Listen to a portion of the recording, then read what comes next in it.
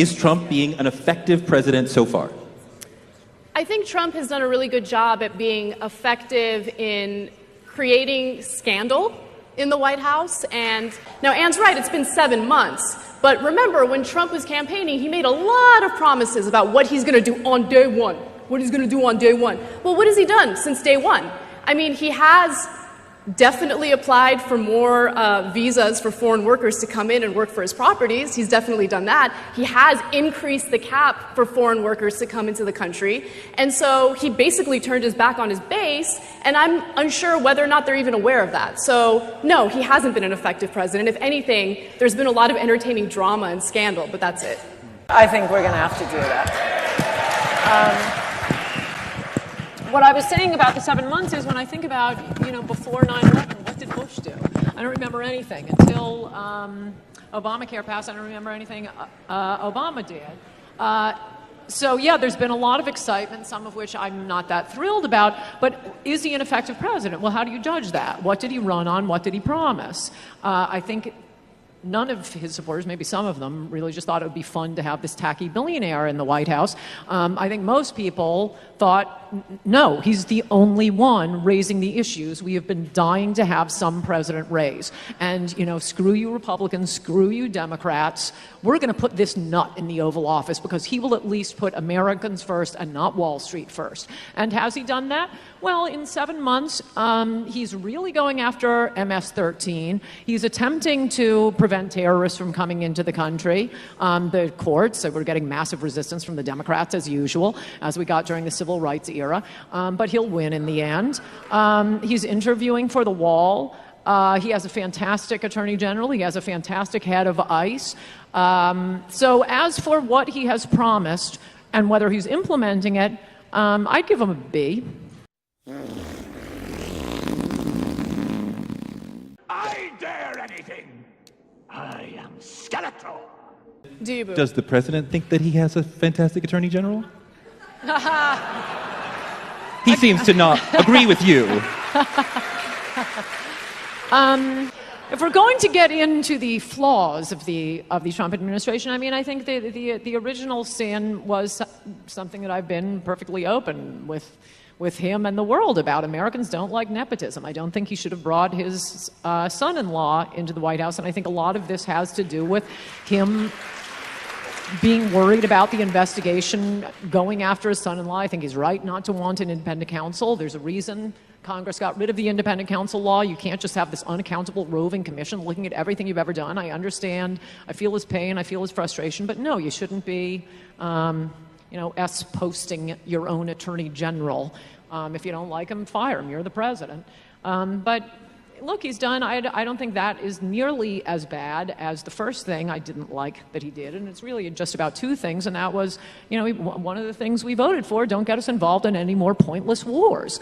And that bombing of Syria, again, I see a little nepotism issue here. The claim in the New York Times and the Washington Post was Ivanka saw some pictures of children and started crying. Oh, daddy, we have to bomb Syria. So Ivanka cried, kids died. But his base punched back, and at least we are not involved in a war in Syria. And by the way, we would have been in Syria, in Russia, in Iran, if it had been anyone else running for president with the possible exception of Bernie Sanders. So I would say he's effective.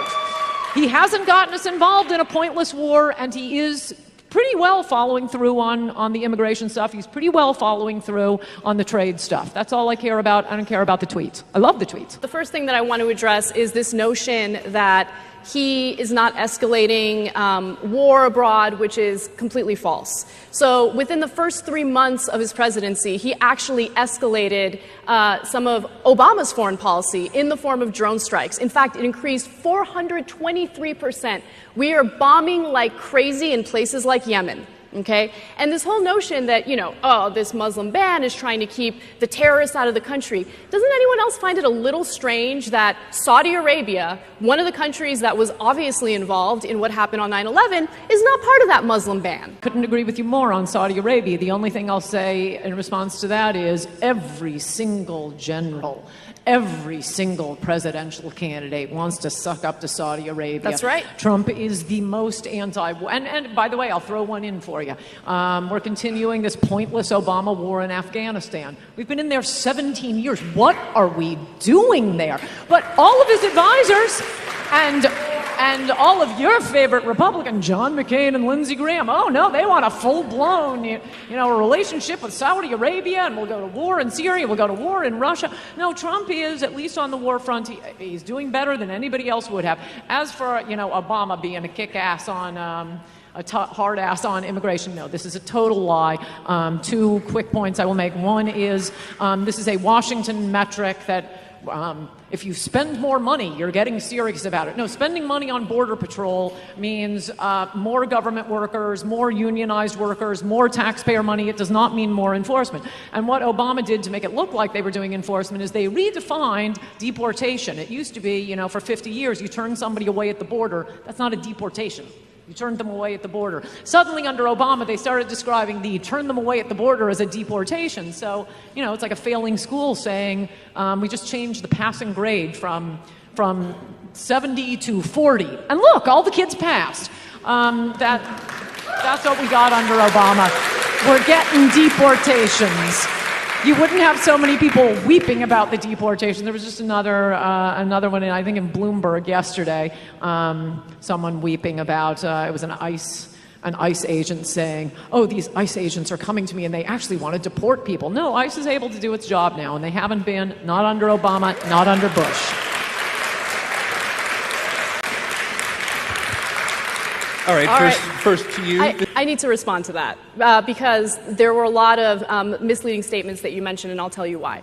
So the Obama administration certainly did deport more people than the Bush administration, and it was not just people being turned away at the border. I'll give you the numbers, okay? So first of all, the $12 billion that he allocated for border security went toward hiring 40,000 border agents. So it was not to increase the bureaucracy. It was to include or add to what we already had at the border. Now, you mentioned the ICE agents and all the people crying about how mean they are. I'm curious what you think about the border agents that are now being sued by the ACLU for molesting 2 teenage girls who are coming in from Guatemala. Does that make you feel bad at all? Something else a wall would solve. Again, hiring border agents is not keeping illegal immigrants out of the country, and we know that because Obama was welcoming unaccompanied children. What the border agents were doing, this wonderful 40,000 border agents was handing them a pass, putting them on a bus to the interior of the country. That wasn't deportation, it was the welcome force down at the border. You put up a wall, you don't have to worry about paying unemployment, paying workman's comp, they don't have to go to sleep, they don't slack off, they don't molest illegals, the wall just sits there day and night, not having to sleep, eat, They're actually, it's incredibly misleading to say that we need to build a wall, because the fact of the matter is we 100% already have a wall. We 100% already have a wall. We have a 2,000-mile-long border that we share with Mexico, right?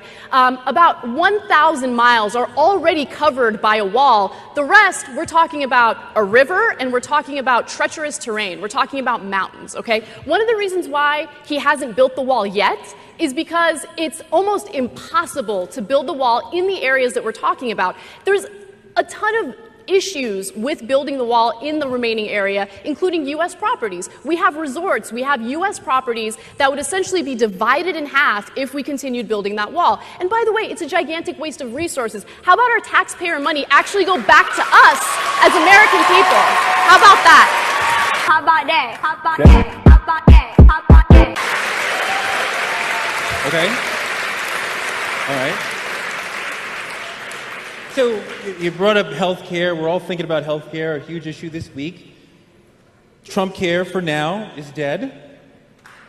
Is it?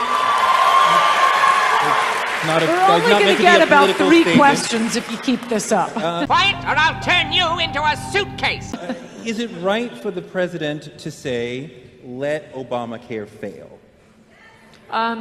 I'll answer that in a minute. Everything she said about the wall was false. When liberals start You guys can complaining look it about up the yourselves. budget, It's fine. whenever a liberal is worried about federal spending, Come on, it's not a presidential debate. there's We're gonna actually answer the your question. antenna should go up. There's 700 miles of fence. It's about as high as this table. And if a wall is so ineffective, then stop complaining about it. Not going to make a difference. Fine. Then don't be so hysterical.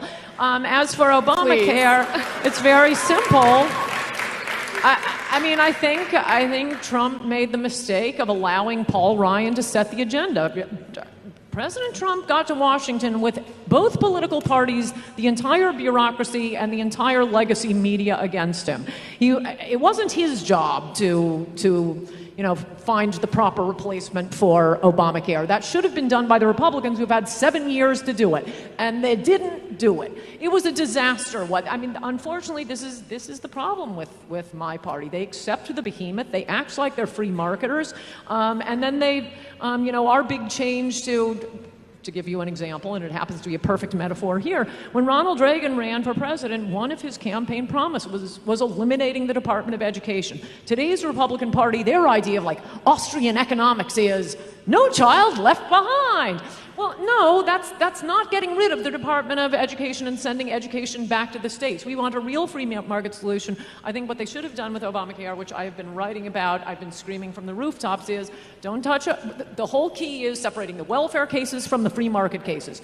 You do not repeal Obamacare. Anybody who wants Obamacare gets it, but you pass a one-sentence law saying there shall be a nationwide free market in health insurance. That has been the problem for basically since the 60s with health insurance. You can't buy in health insurance the way you buy everything else. The free market works its magic. You get good products at good prices. Okay. But the question was, is it right for the president to say this policy, which I don't support, let that policy fail with the attendant pain that would cause too many people? Of course it's not right. We elected someone, I didn't partake in electing him, but this country elected someone with the intention of him representing us and representing our best interests. And unfortunately, he would much rather win some political brownie points as opposed to looking out for us and improving upon legislation that was passed by Obama. And so, look, I'm not going to sit here and pretend like the Affordable Care Act is perfect. It's something that we were criticizing Obama for quite a bit, especially because it lacked the proper cost controls and because it was essentially a gigantic handout to private industry. And, this notion that if we just make it a free market system, we had a free market system. And guess what? A lot of people had no access to health insurance because they were being denied for pre-existing conditions. So there are a lot of positive things, there are a lot of positive things that came out of the Affordable Care Act, including, don't get emotional. Including allowing us to purchase health insurance without fear that we have a pre-existing condition, allowing people up to the age of 26 to remain on their parents' health insurance. There were a lot of positive things, but it was flawed.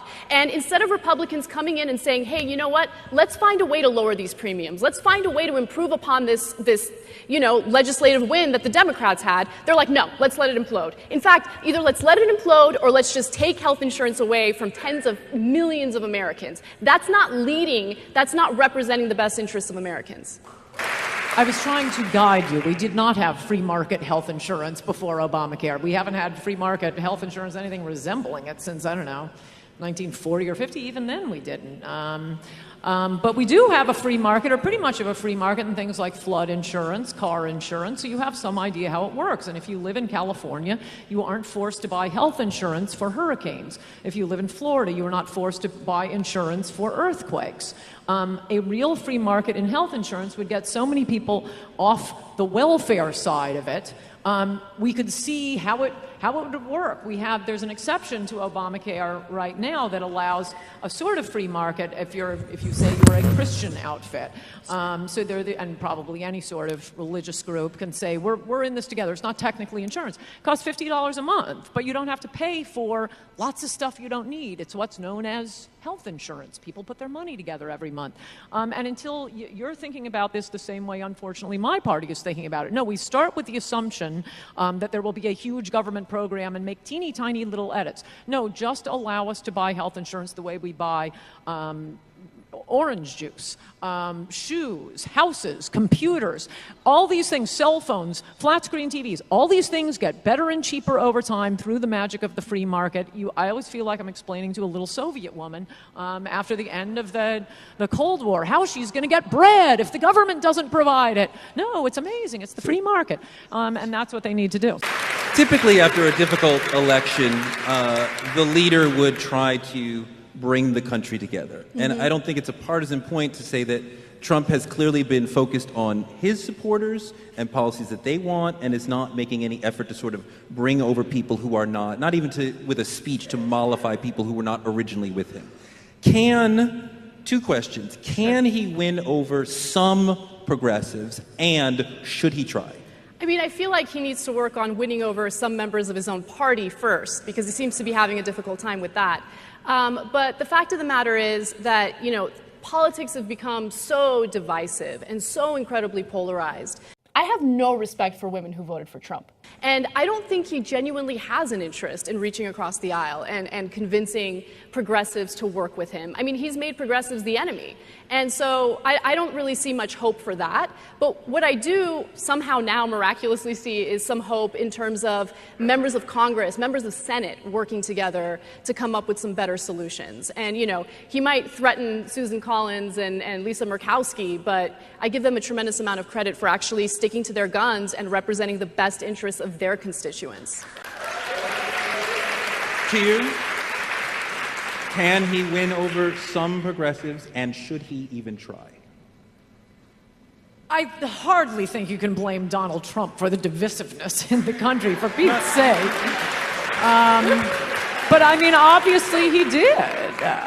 He won over, I don't know what you mean specifically by progressives, but obviously he won a lot of Democrats over. Democrats, the old Reagan Democrats. I mean, there was the big Stanley Greenberg. He's the big pollster for the Democratic Party.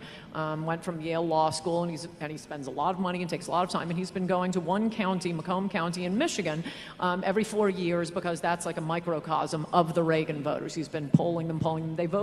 This county voted twice for Obama and went for Trump. That was the big swing. That is what gave Trump Wisconsin, Pennsylvania, Michigan. I think those voters are pretty much unavailable to progressives as they're currently constituted. There was just a quote, maybe some of you saw this, I think it was, I don't know, in the New Yorker, but somebody was interviewing a Trump voter in Arizona and said, look, the reason I love Trump and I hated Hillary was they hated Trump for all the reason that they hate me. And that is how working class, middle class Americans are feeling right now. And I mean, it was the deplorable line from Hillary was only the most piercing example of that. So no, I think if Trump fulfills his promises, he will continue to get these Democrat votes. He might win over some progressives. I never understood why progressives were so anti-Trump. He's hardly religious right. I mean, he's been married 3 times to a model. You're worried about mandatory Bible readings with him? He's not Mr. Wall Street. He got no money from Wall Street. He's kind of secularist. You don't know what you're talking about if you're sneering at that. I could write a book about what you don't know. So why he should be so upsetting to the left, I think it's because he represents what they do hate and what it is I'm talking about. He represents the Walmart voter, and they know we can't attack the Walmart voter, but we can attack the billionaire who represents the Walmart voter.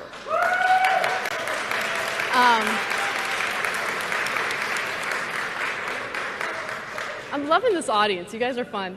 Oh, wow. Okay, so Trump recently said that the reason why he has filled his cabinet with millionaires and billionaires is because he doesn't want poor people working for him in the White House. And so it's odd to me that working class Americans would think that he would want to represent them or even thinks highly of them, when in reality, time and time again, he has not supported them. Another example was a story that we did years ago about how he believes golf should be reserved for the wealthy. That if you're from a higher class, socioeconomic status, golf is for you. But if you're poor, no golf for you, which is ridiculous. Like, who? No, actually, I'm a rich millionaire. You see, my doctor told me to get out and carry golf bags a couple of times a week. Who cares about golf? But it kind of gives you his mindset. But here's one thing that we can agree on. One of the reasons why Trump was able to flip voters is because he did campaign on something that I think the Democrats dropped the ball on, with the exception of Bernie Sanders. He talked about jobs, okay? Hillary didn't talk about jobs.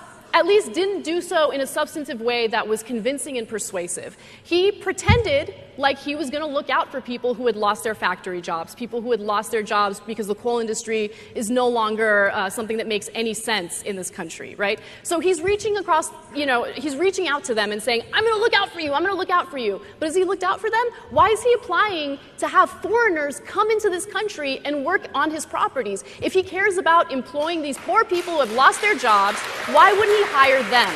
That's what I want to know. And so, look, talk is cheap. Do you know what my Armenian people had to go through during the genocide? Oh, God. Are you speaking out about the genocide? Like, that's just, it's unreasonable, okay? We know that talk is cheap, and we've seen cheap talk from Democrats and Republicans, but I think it's absolutely ridiculous to claim that Donald Trump is looking out for the best interests of poor Americans who have lost their jobs. If he really genuinely cared about that, then maybe he would practice what he preaches a little bit. And you talk a lot about immigration. Let's slide into the immigration portion of the afternoon, evening. What is the reason why most people who are immigrants come to live in America? It varies. It varies quite a bit. I also want to say Bernie Sanders dropped the jobs issue and dropped the working class issue. Why? Because he's put through the meat grinder of one of the main political parties.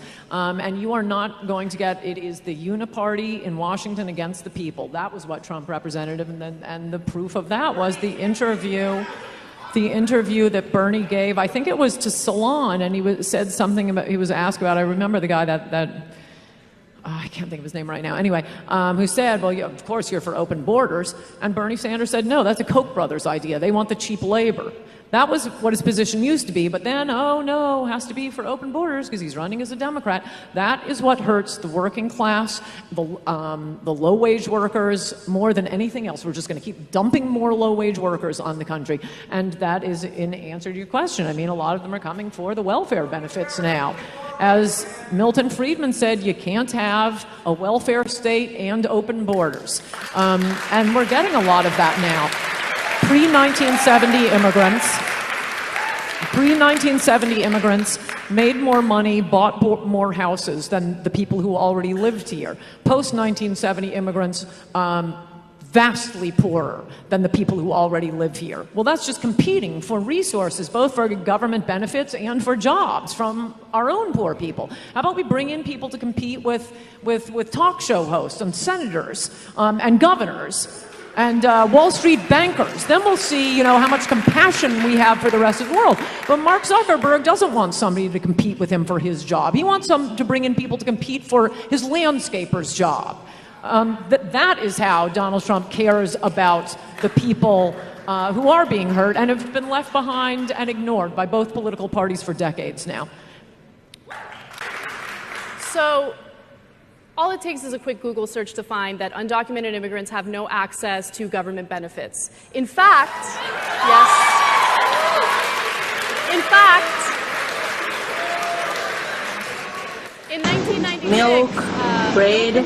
By the third week of the month, Maritza Nelson's $240 in food stamps has run out, leaving her $9 in cash and 7 people to feed. Zero on the food stamp and $4 in child support. Yet the 50-year-old single mother who entered the U.S. by swimming across the Rio Grande has government-funded housing, medication, and $700 a month in Social Security. She's been on assistance for 20 years and wants others to know that help is available. It's really a great Call for help before it's too late. It's a great That message is heard in Florida, We're full Medicaid. where expert navigators now help clients apply online for multiple federal aid programs at the same time. What's your So that's what happens. The goal of the recruiters who say they are privately funded is to increase federal aid to Florida by $1 billion a year. It is a total lie that illegal immigrants do not get all kinds of government assistance. Please do Google that. But don't just look up. Any idiot can write on the internet. Look it up. They can get food stamps. They go into emergency rooms. They get schooling. They get English as a second language. They get the SNAP program. They get full health care in California. It is not saying that illegal immigrants are the little guy. They're not our guys. Americans don't have a problem paying for our own poor, our own sick, our own injured. But the idea is we're like a family. We're all in this together. Aren't you in favor of welfare reform? And you say, but for the grace of God go I. Okay, but you don't get to, this isn't the entire world we're talking about. We're not turning America into, the universe's charity ward. We need to take care of our own. And that's what's hurting the little guy. The reason illegal immigrants say they're coming for family reunification is because that's what got you a free bus pass and a box lunch in the Obama era, whatever they need to say, to be moved into the interior of the country. But this idea that, you can't break up my family. Well, okay, all of you go back then. You've been on the record on multiple occasions talking about how much you hate the welfare state.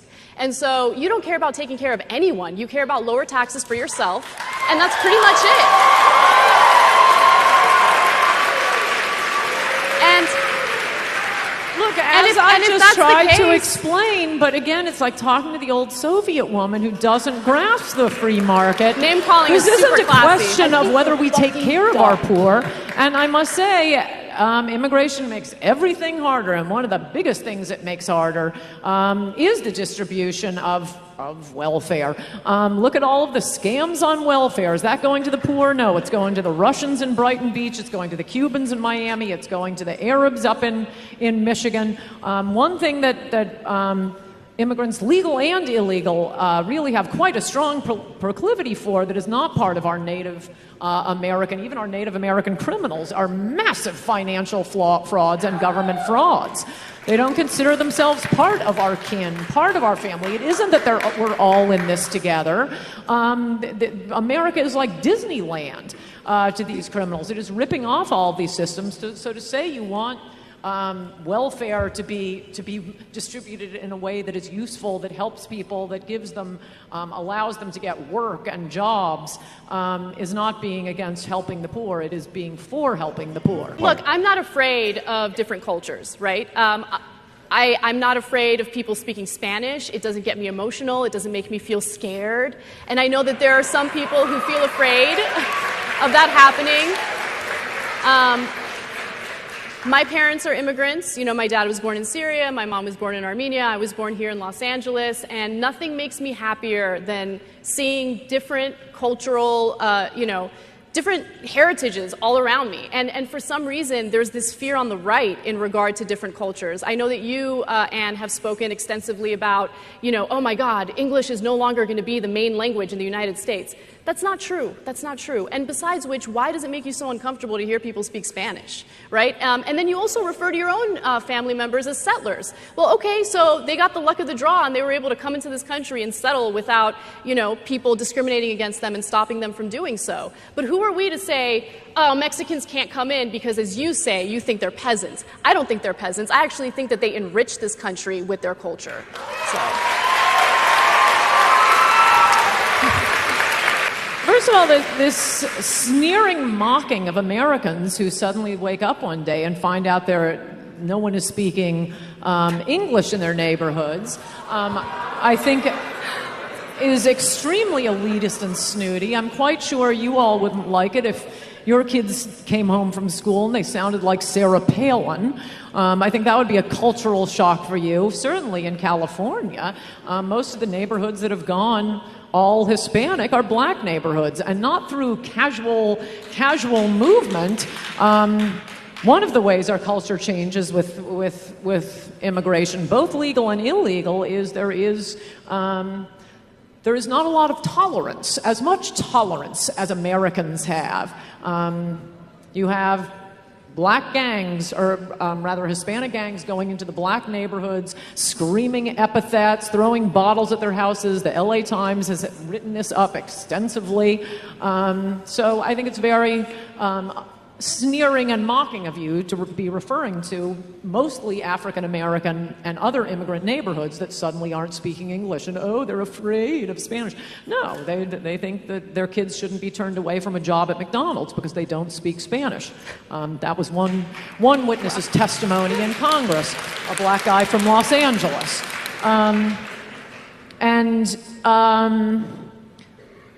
Settlers, why does it make a difference that you're a settler? No, it isn't that we just first come, first serve. No, it's that settlers created this country. It wasn't here.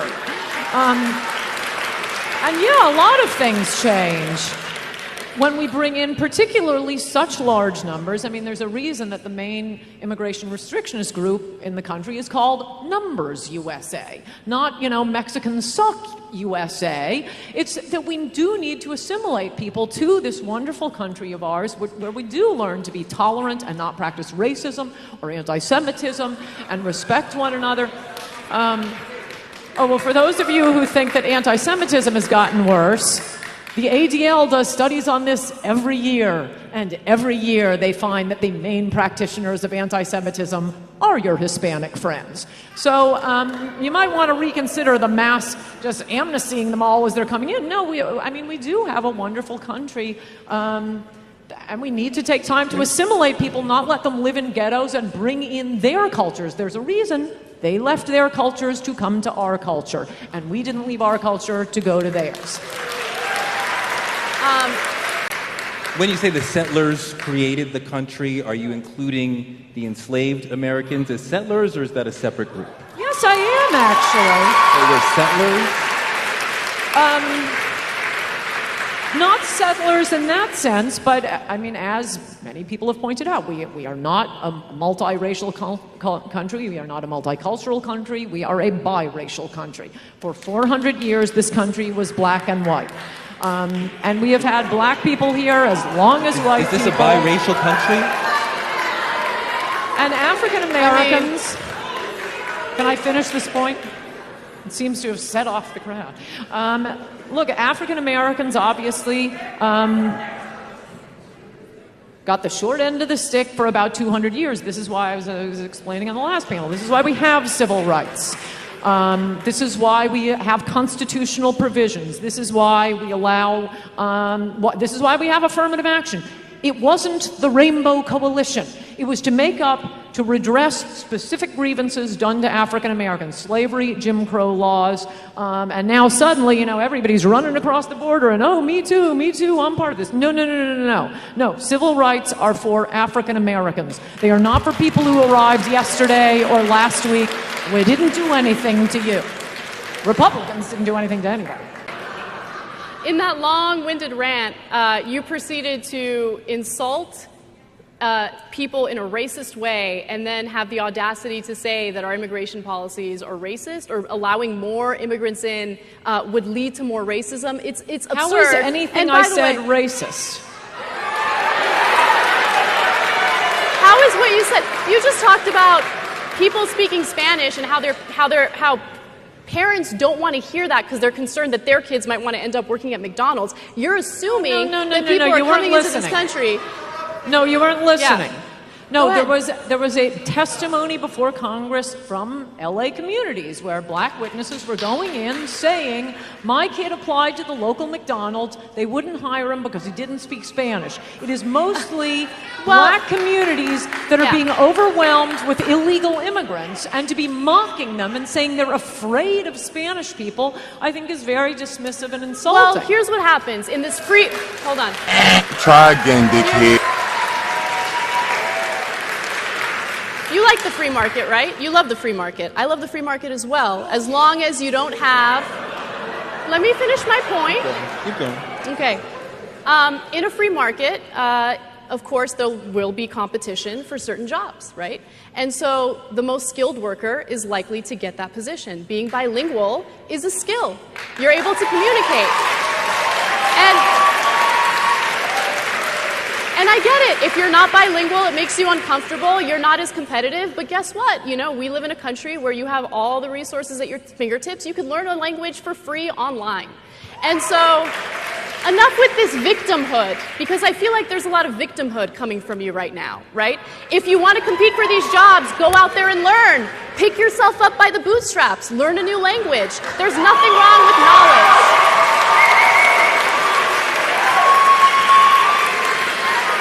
You know, we only have an hour, and not only is the hootenanny going on cutting into time, but if you would spend more time making arguments and not characterizing me, we'd have way more time. Okay.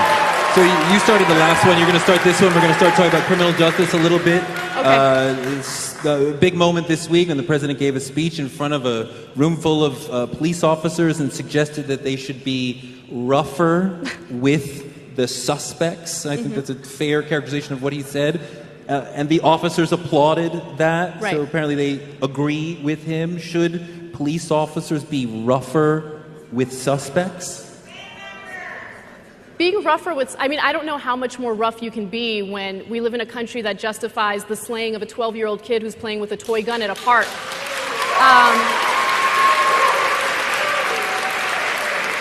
I don't know how much rougher cops can be when you have a yoga and meditation teacher getting shot within a second of arriving to a police car. By the way, a police car that she called to report a sexual assault in her alleyway. But to be fair, the cops were startled. So since they were startled, it was okay to shoot and kill that woman, who again called the police because she trusted them and thought that they would look out for, whoever was being assaulted in that alleyway.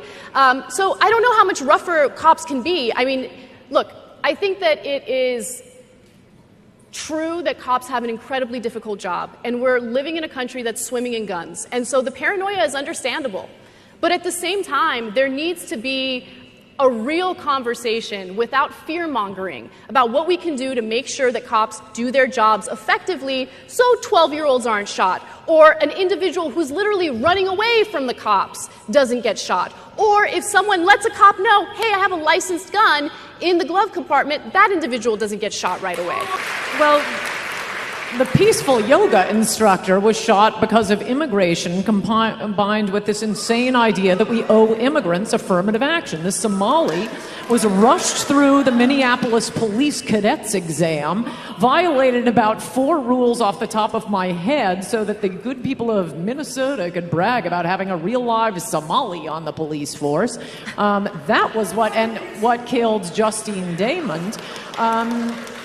And we didn't do anything to the Somalis. What we did was send them food, which the warlords took, so we sent in a fighting force to make sure they got food. There was no slavery, no Jim Crow to make up for, and yet, they arrived yesterday, so they get affirmative action on the police. So you're in favor of supporting cops, and you're in favor of cops shooting and killing unarmed individuals, I think it's unless they're Somali. Because if they're Somali, well, then they must be terrorists, and that's the reason why they decided to open fire. Nothing of it's the sort. ridiculous. The inconsistencies in the argument. If you lower standards, you won't get cops that are as good. That's a fact. It has nothing to do with terrorism.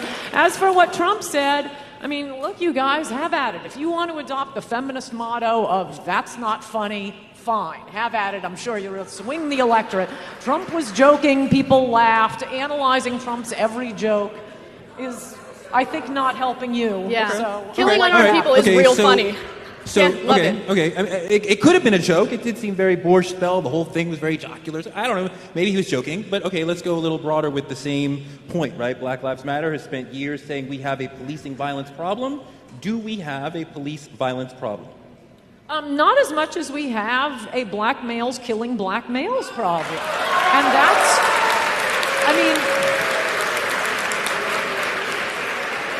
I think I care more about black lives. It is cops that are trying to save black lives, are putting their lives on the line to save black lives.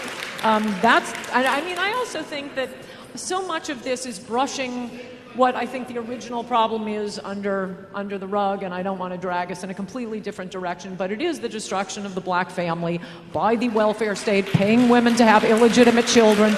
And once you start with that,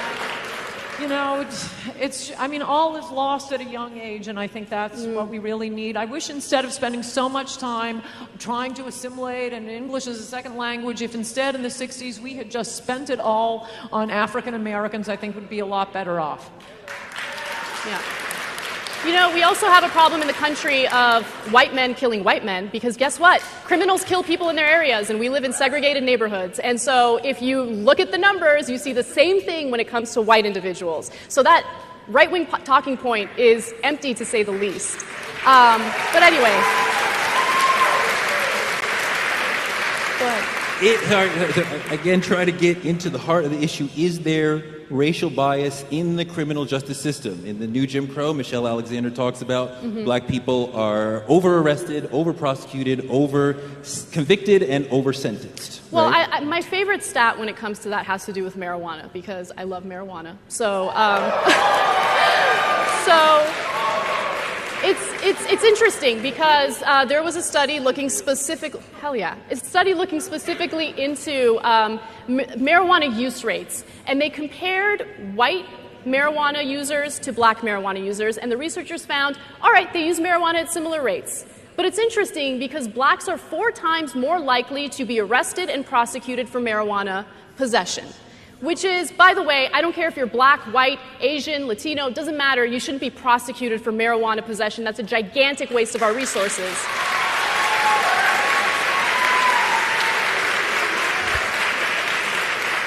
But I found that study so interesting because, again, we're talking about similar rates, but why is it that one group gets targeted more often than the other group? Oh, I'm so glad you brought this up. This is based on self-reports. There have been further studies where they actually drug test the person after asking, do you smoke pot? Have you smoked pot in the last week? And it turns out there's a racial difference in telling the truth on did you smoke pot. Blacks were about 10 times more likely to lie and say they hadn't smoked pot. Point 2, you can find it. I'll email it to you and you can post it. But the second point is nobody goes to prison for possession of pot. That's untrue. More than untrue. No, I know you're all potheads and you're going to have trouble following what I'm about to say. But as you will be able to read in failing New York Times, almost 90% of people in prison are in prison as a result of a plea bargain. No one gets arrested and tried for possession of marijuana. But if they happen to have marijuana on them, that's what they plea it down to. You don't need witnesses. You don't need a trial. So it may be on the record, but you're not going to prison for that. You're going to prison because you held up a liquor store with a sawed-off shotgun and they found pot on you. No. May I jump in? This is one of my favorite topics. I did a TEDx talk on it, so there's been a lot of research into this. Why do you guys think we have private prisons? Why are our taxpayer dollars going toward private prisons? And why do we even need them, right? Don't we have county prisons, federal prisons? Well, it's because in the 1980s, because of Republican leadership, we passed a bunch of draconian laws, specifically in regard to marijuana. And so our prison systems, all of a sudden, were just filled with people who got caught with possession of pot, right? And so, these entrepreneurs see that there's some, there's an entrepreneurial opportunity here. And so you have the emergence of Corrections Corporation of America and Geo Group. And guess what they did? They're like, give us your nonviolent drug offenders and make us rich. So your tax dollars aren't really going to welfare recipients and all these little guys that, people want to distract you with. They're going to private industries like private prisons who have a vested interest to criminalize nonviolent individuals, particularly those who get caught with drugs. Should marijuana be legal? No, you can legalize all the drugs you want once there isn't a welfare state. But no, marijuana makes people retarded. Especially when they're young. We've got enough busboys.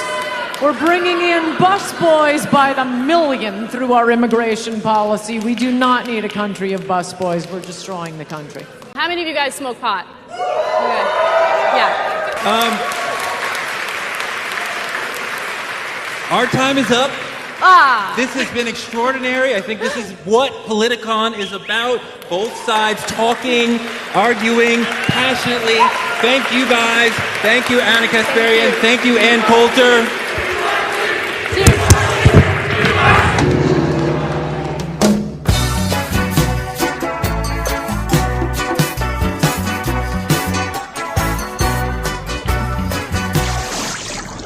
I'll be back. Ooh, take my lady from the tropical